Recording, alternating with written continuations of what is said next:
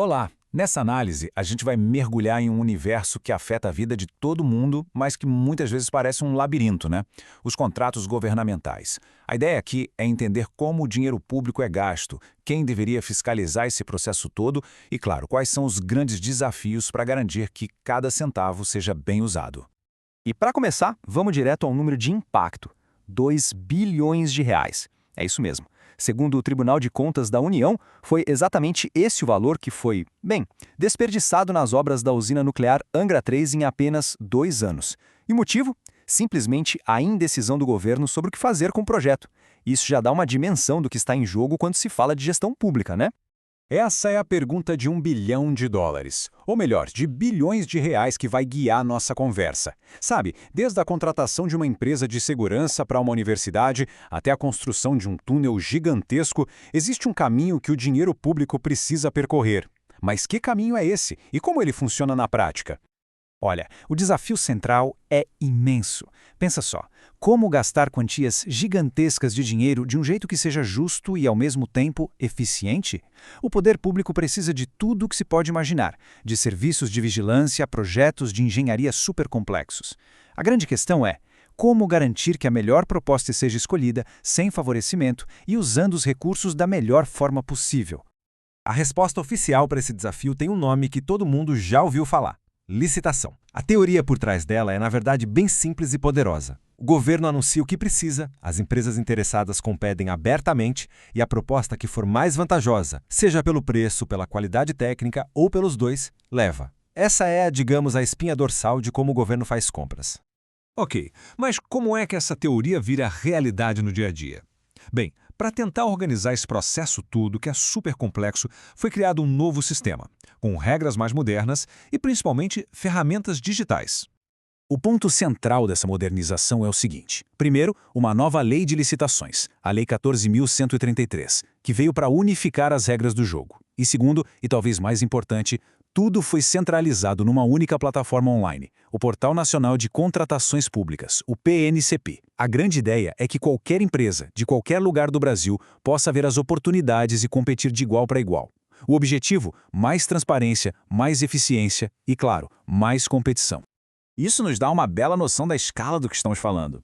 Em um dia normal, uma terça-feira qualquer, o portal chegou a listar mais de 1.100 oportunidades de negócio com o governo. Isso mostra que o PNCP não é só uma ideia no papel, é uma ferramenta gigantesca, superativa que movimenta a economia todos os dias.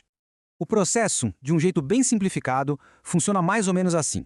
Primeiro, o governo lança o edital, que é o documento com todas as regras. Depois, as empresas enviam suas propostas. A melhor delas é selecionada e, por fim, o contrato é assinado. Parece simples, né? Mas a realidade costuma ser bem mais complicada.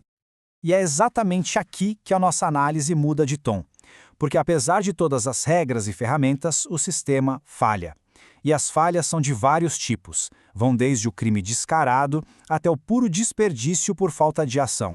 A primeira falha, e a mais óbvia, é a fraude.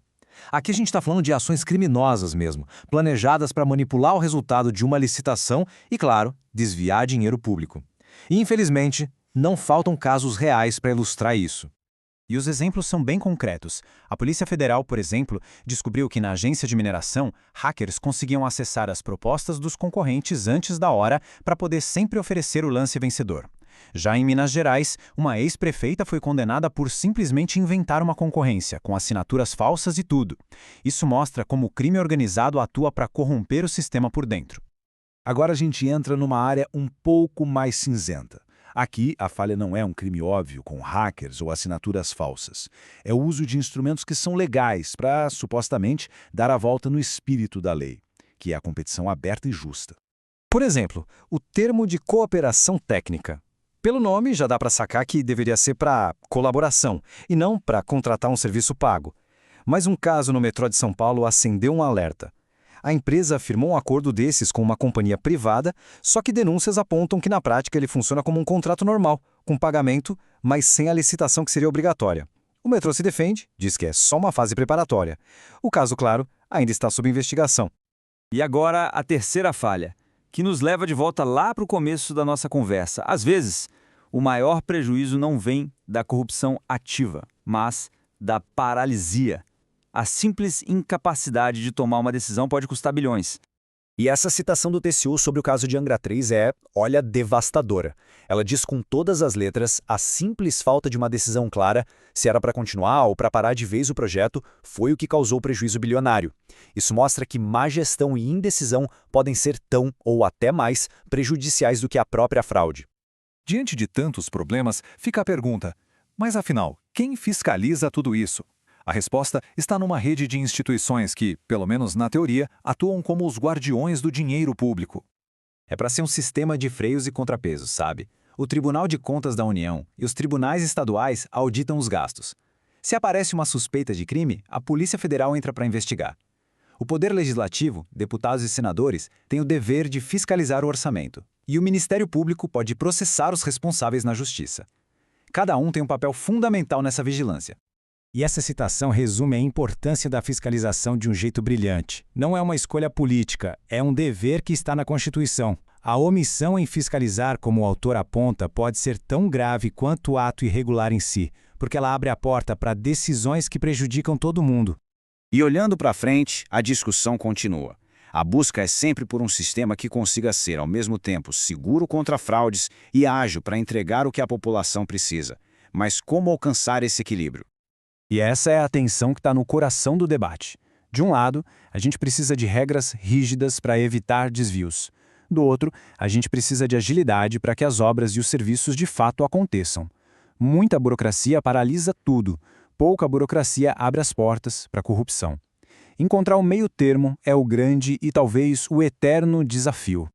E a tecnologia, claro, surge como uma possível aliada. Ferramentas de inteligência artificial, como essa chamada Licito.guru, estão sendo desenvolvidas para ajudar os gestores públicos a navegar nessa complexidade toda. Elas analisam milhares de dados e decisões do TCU para dar mais segurança e rapidez aos processos. É inovação tentando resolver um problema bem antigo. E o sistema não para, ele continua evoluindo. Existem debates constantes para aprimorar o portal digital, para criar novas formas de medir a qualidade de um projeto antes mesmo dele começar, e até discussões políticas importantes, como a de incluir critérios sociais, tipo o respeito aos direitos humanos, nas regras de contratação. E no final das contas, tudo se resume a essa grande questão. Será que é possível criar um sistema que seja ágil o suficiente para entregar o que a sociedade precisa? E ao mesmo tempo rigoroso bastante para impedir fraudes e o desperdício? A busca por essa resposta é o que continua moldando o futuro dos gastos públicos no Brasil. Valeu pela companhia!